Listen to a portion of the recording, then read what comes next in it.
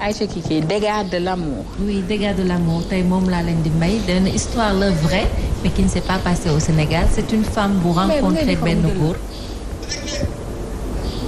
Aïcha.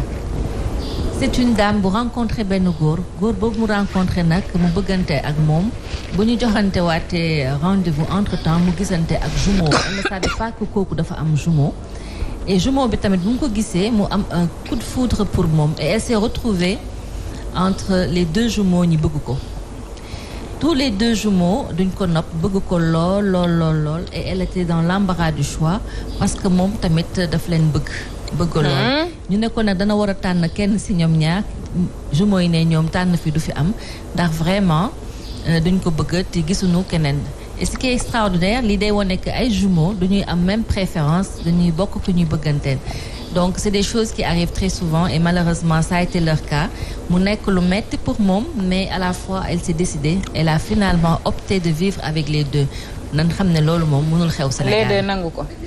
avec les deux. mais les deux nangu nañ ko ñoom. ñoo ko bëgg ndaxte ñoom ne ñu moom rek du keneen xam ne loolu dégâts de l'amour la ah bëggeel bu fort noonu kenn mos ko gis. la dame elle est amoureuse des jumeaux ay góor yi dañu rafet mu bëgg leen lool ñoom tamit ñi am coup de foudre ci même femme bi. et finalement ils vivent à 3.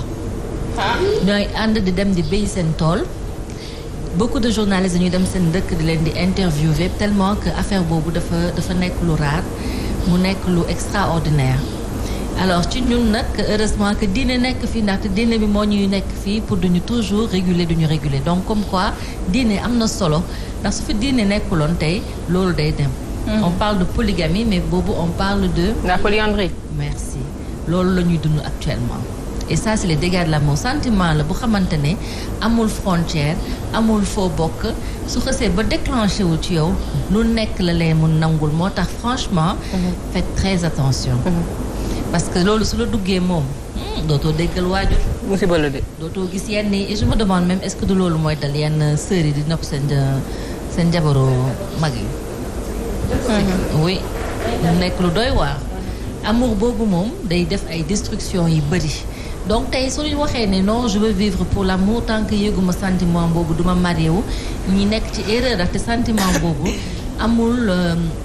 réflexion du xalaat du ne lii war naa ci dugg wala war ma ci dugg donc toujours faites intervenir la raison su ko defee muy contrôler sentiment c'est très important. mais est-ce que raison foofu dina mën a dara sentiment c'est une question. c'est très très fort ça c'est vrai sentiment moom nekk na lu fort lu xamante ne su la xësee ba maas ñaan yàlla rek ñu dimbali la sinon moom ay dégâts rek nay def. bon man question bi ma amoon mooy d'après li nga wax da nga ne ñoom nekkuñu du Sénégal. c'est hors Sénégal du coup est-ce que nekkul dëkk ñoom bi ñu nekk dañu légaliser li nga xamante ne mooy des polyandries.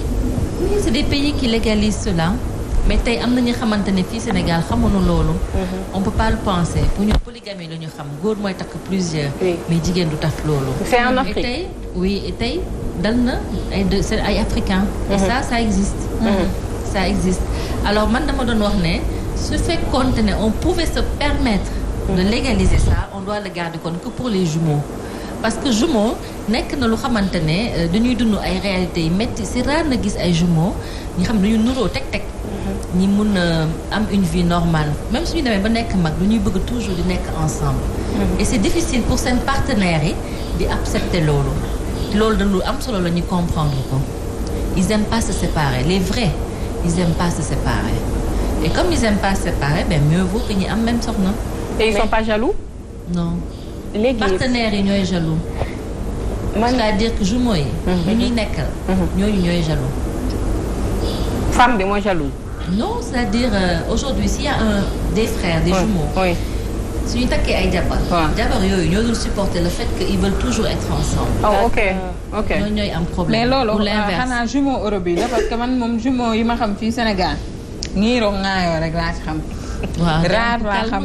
rare jumeaux yi ma xam dañuy matante dóorante gajjante c'est vrai que nag aux yeux de tout le monde ils se protègent genre personne extérieure du leen laal mais ñoom ci seen biir moom kii en général day jaar gauche kii jaar droite wala seexi kee nekk maram keneen ka exactement loolu am na si ñun aussi par exemple xaadim nopp ñaari jumeaux bu gisee kenn ki confondre ka ki ci des soo jumeaux yi di la jouer ay tour genre di la dofloo ak gololoo yooyu yàgg nañ ko gis mais de là à gis ay jumeaux yu dëkk ak benn jabar ñu vivre à trois loolu moom vraiment Kira incroyable mais vrai. Exactement et c'est dommage que dañu am problème de réseau sinon je vous aurais montré la vidéo c'est extraordinaire.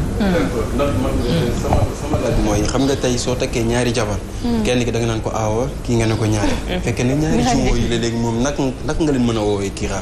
Alors dans des pays pareils je pense que c'est beaucoup plus simple que ñu jël santu jabar bi et là c'est vraiment la femme qui va dominer c'est le seul moyen c'est plus l'homme qui est autoritaire parce qu'ils auront un problème de poste parce que ñaari góor mënuñ toog ci benn trône. mais est-ce que dëkk boobu tamit comme benn trône la jigéen bi rek moo ko mën toog. waaw indi woon naa fi genre cas bi c'est incroyable mais vrai mais foofu femme bi ba tey taxul mu nekk chef ci famille bi. alors même si moom elle s'est mariée avec peut-être tous les frères du moins peut-être famille bi dinañ nekk ay 6 voire 7 frères mais ñoom ñëpp lay seel te dafay rester rôle femme bi nga xamante ne moom la war a yor n'empêche mu nekk li nga xamante ne moo di chef de la famille mënul nekk. et puis moom mooy jël santu frère yooyu noonu. ku nekk ci kër gi nag moom mooy nekk chef.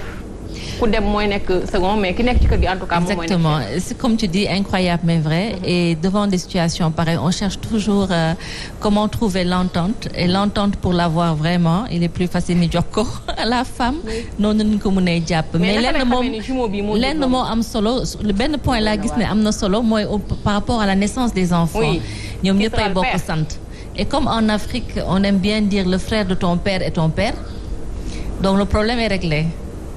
mais mujjantel bi dina métti trop parce que xam lu tax tey jii bu fa ay xale sosoo dinañ dem benn sax yàlla tere ku jigéen ki mën na génn àdduna léegi xale yooyu noonu ku si nekk danaan kii man maa ko jur foofu noonu xëccoo dina fa am te loolu soo dem ba ci biir après séparation mooy mujj am. defe naa nekkul mais ça s'est passé dans quel pays. Si j'avais la vidéo je vous aurais montré on le garde si vous voulez pour l'année prochaine mais c'est très intéressant parce que beaucoup de gens. Excusez-moi beaucoup de gens vont vers eux pour faire des interviews tellement ils sont émerveillés mais li ci am solo rek mooy wane que dëkk bi l'amour daal dana def loolu les gens beaucoup de choses nga xamante ne pour ñun ñi xamante ne am nañu diine on a de la retenue sur ça donc mais comme on dit rek àdduna moom dañuy ubbeeku di jàng li xew fu nekk di gis et ça nous permet également di moytu di xam ne vraiment bu ñu topp suñu amour ndax mën ñuy dugal ci ay problèmes yi métti ñun fii au Sénégal problème yi ñuy rencontrer mooy dem di nopp sa jëkkëru sœur yooyu moom du lu baax donc du ñu war a éviter tu lu koy yóbbee yëpp